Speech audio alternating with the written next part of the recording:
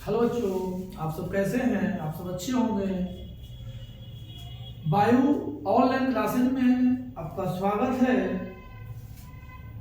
आज ही आप लोगों के लिए वीडियो अपलोड किया गया है जिसमें संस्कृत का पार्ट 1 वीडियो गया है।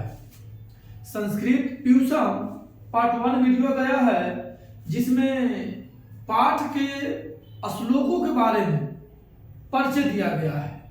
वो वीडियो नहीं देखे हैं तो जाकर आप देख लीजिएगा और लाइक प्यार ऐसे ही देते रहिए और थोड़ा दोस्तों में शेयर कीजिए।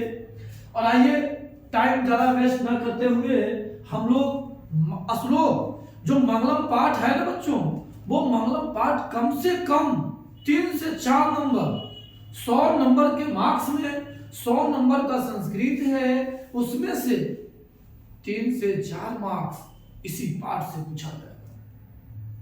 मंगलम पाठ से पूछा जाएगा।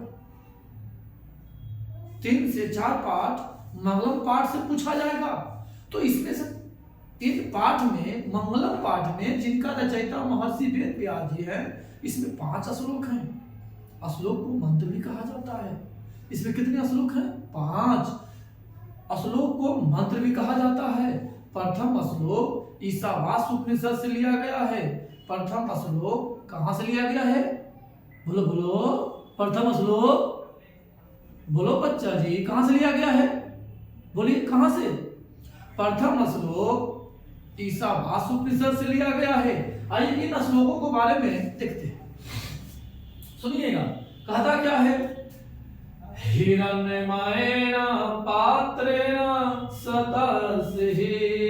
सतस्य पिहितं मुखं तद्वत्तवं महत्पुरुषं विष्णु सतधर्माय दिष्टे। कहता क्या बाबू? हिरण्यमयेन पात्रेण सतस्य पिहितं मुखं तत्वेत्तवम् एवं पूषणापविर्नु सतधर्माय दिष्टे।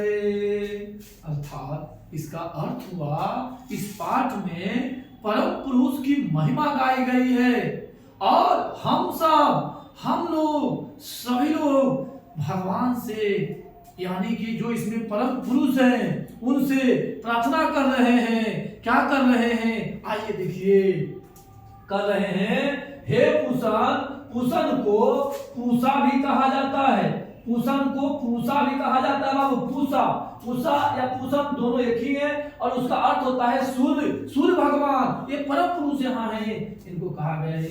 सत का मुख स्वर्ण आवरण से ढका हुआ है, इसलिए मुझे सत्य धर्म प्राप्ति हेतु आवरण को हटा दे।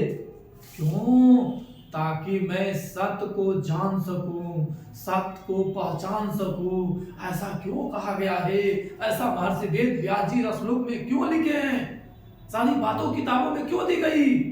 इसलिए दिया गया कि हमारे पृथ्वी पर सत्य और असत्य दोनों हैं। सत्य और असत्य दोनों हैं। जब सत्य और असत्य दोनों हैं हमारे पृथ्वी पर, तो हम लोग इस धरती पर आकर सत्य और असत्य की पहचान कैसे कर पाए? तो कहते क्या है कि भगवान, हे सूर्यदेव, इस धरती पर केवल सत्य रहने दीजिए ना, असत्य रहेगा ही नहीं। हम लोग से गलती होगी कहां से? हम लोग सत्य के मार्ग पर चलिए। भगवान बोले ना ऐसा नहीं होगा। तो जब ऐसा नहीं हो सकता है तो इसका क्या उपाय है? क्योंकि आप इन आधार पर चलिए, इन नियमों का पालन कीजिए तो आपका मोक्ष मिलेगा। अर्थात आपको मेहनत करना होगा, समझना होगा, समझ बूझ कर चलना होगा, परखना होगा, जांचना होगा कि हम मनुष्य को मनुष्य घर जन्म मिला है, आखिर क्यों मिला है? क्या मनुष्यता को भुलाने के लिए मिला है? नहीं। किताब में सिंपल से लिख दी गई, जो लिख दिया गया उसका अर्थ समझिए, मूल्यांकन कीजिए। देखिए एक बार फिर से बताते हैं।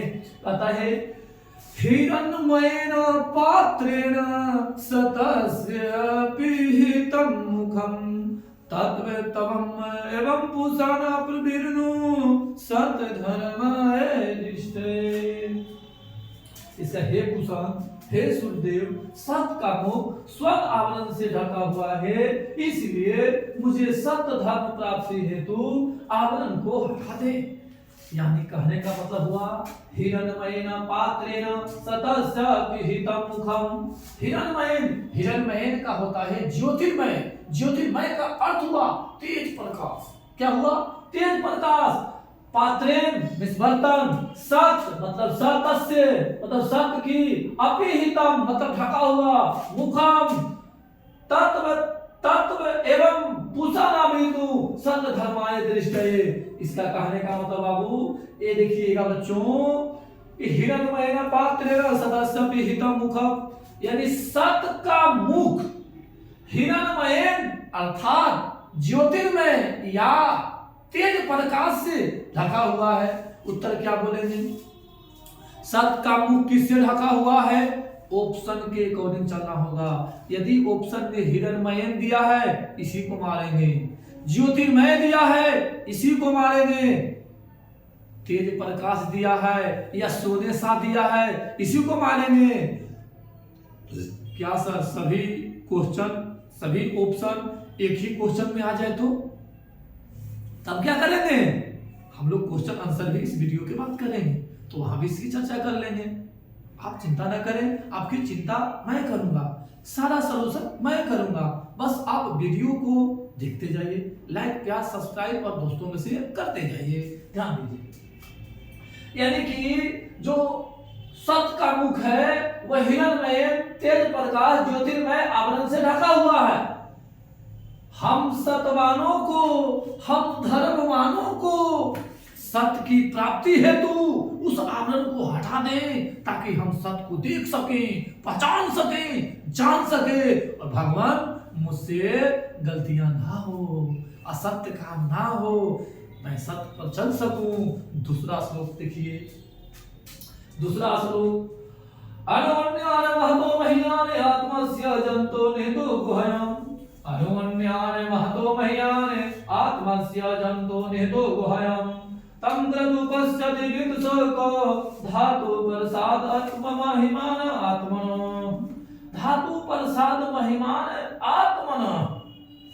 एक धातु प्रसाद ऋषि है।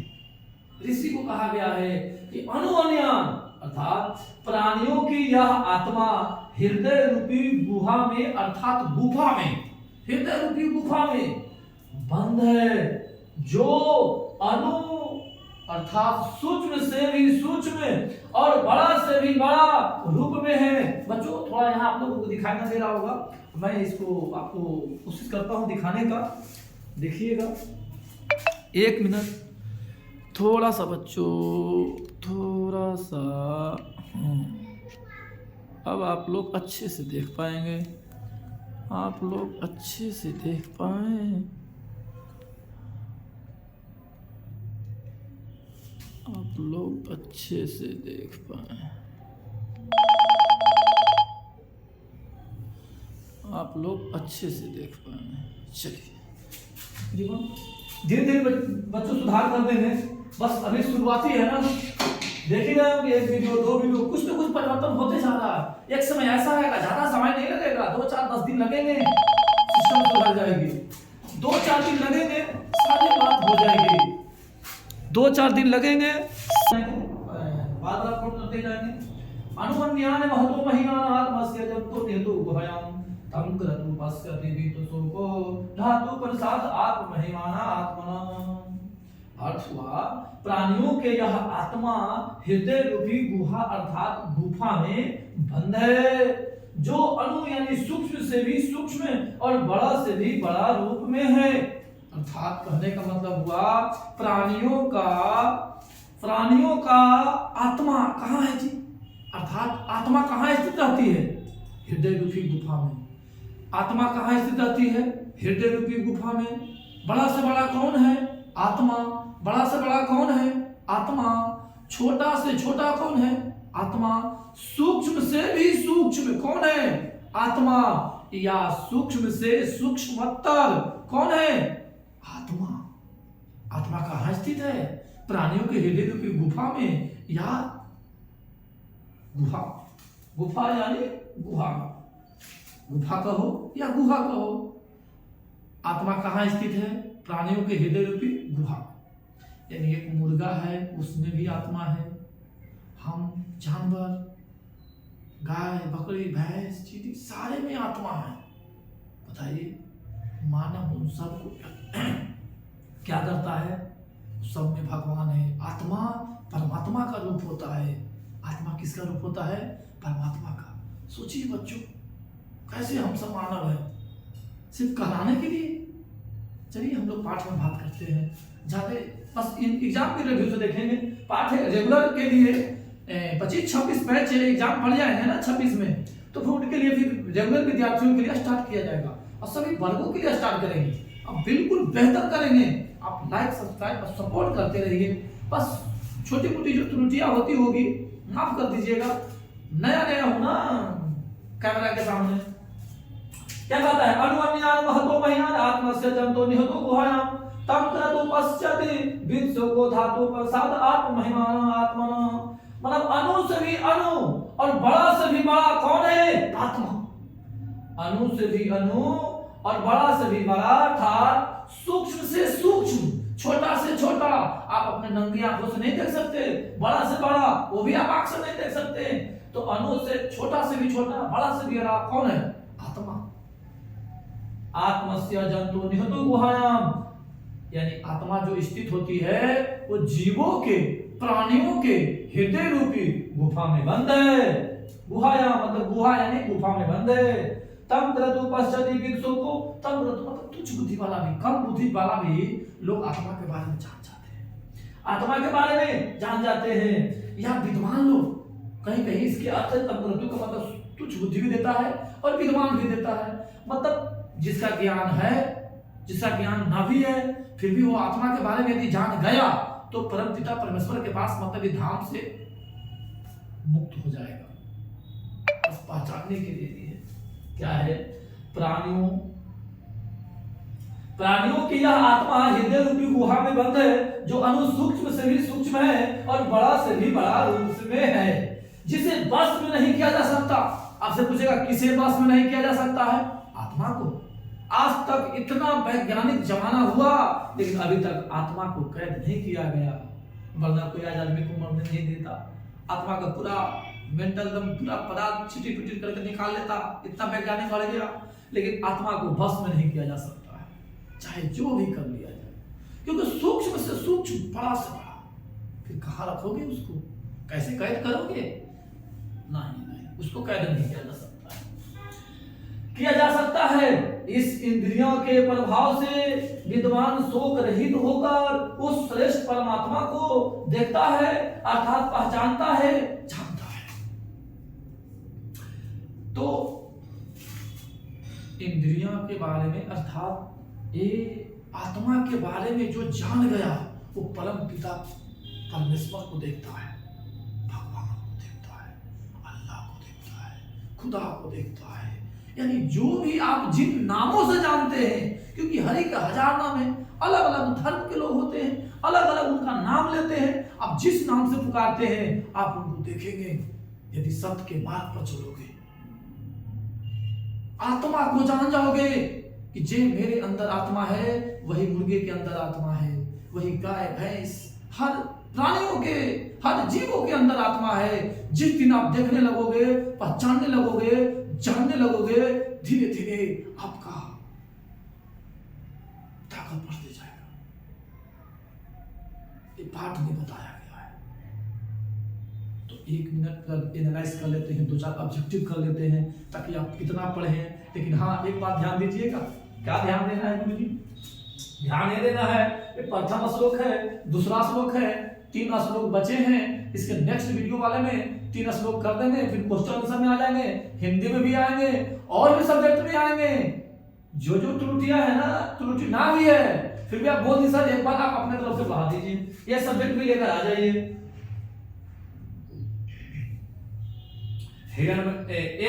इसका श्लोक है और संस्कृत में है, इसका हिंदी दिया गया है, इसको पढ़ने से आइडिया लीजिएगा और बाकी मेरा लेक्चर सुनिएगा। और यहाँ देखिएगा, ये संस्कृत है, ये इसका हिंदी है, इसे आइडिया लीजिएगा, बाकी हमने लेक्चर दिया है। तो बताइएगा महान से महान कौन है, बोलिए। कौन है, बिल्कुल सही, आत्मा ना। आत्मा। महान से महान कौन है, आत्मा। सूक्ष्म सूक्ष्म कौन है, बिल्कुल सही बोले बाबू, आत्मा। क्या है बच्चों, आत्मा। क्या, आत्मा। सूक्ष्म से सूक्ष्म कौन है, आत्मा। महान से महान कौन है, आत्मा। महान से महान कौन है, आत्मा।